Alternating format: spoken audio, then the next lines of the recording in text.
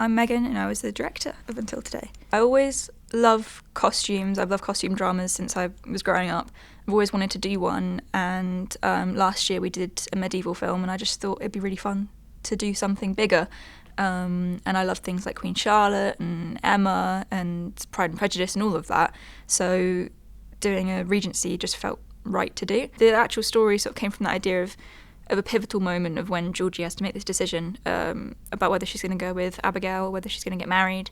And I thought in that moment, who would she be looking at? And I thought Abigail. And I just thought that would be a really beautiful moment between the two of them.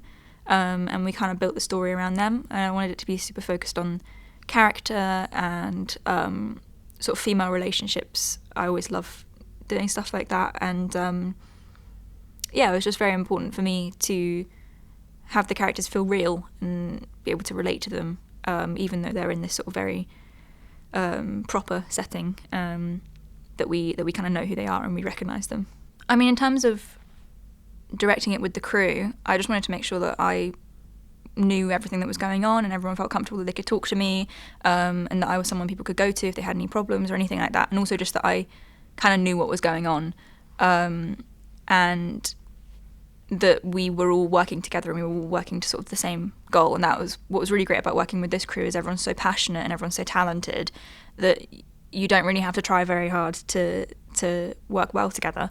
And people like Isabel again and like Freya and people like that, just keeping everything running, keeping everything going. And we had such a great like camera department, sound department, like everyone was just working so hard.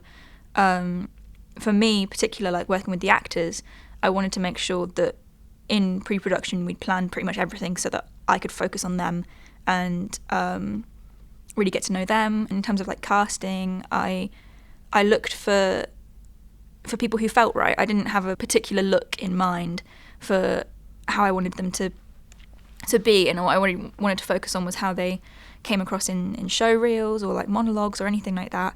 And came across Anna, and she had the monologue for Fleabag, and I just thought that's perfect. She's amazing.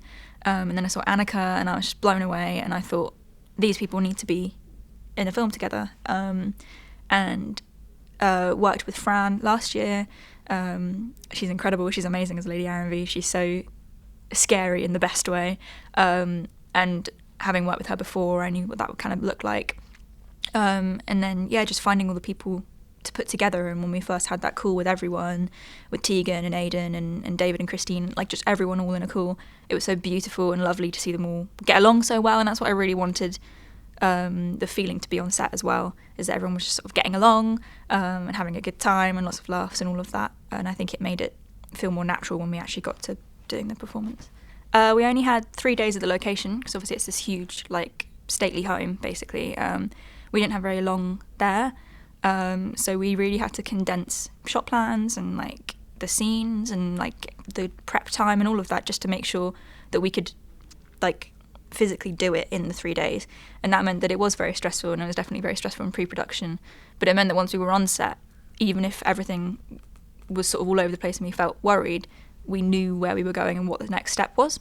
So that meant that when problems did come up, we had the base to be able to deal with them because we'd planned so much for it.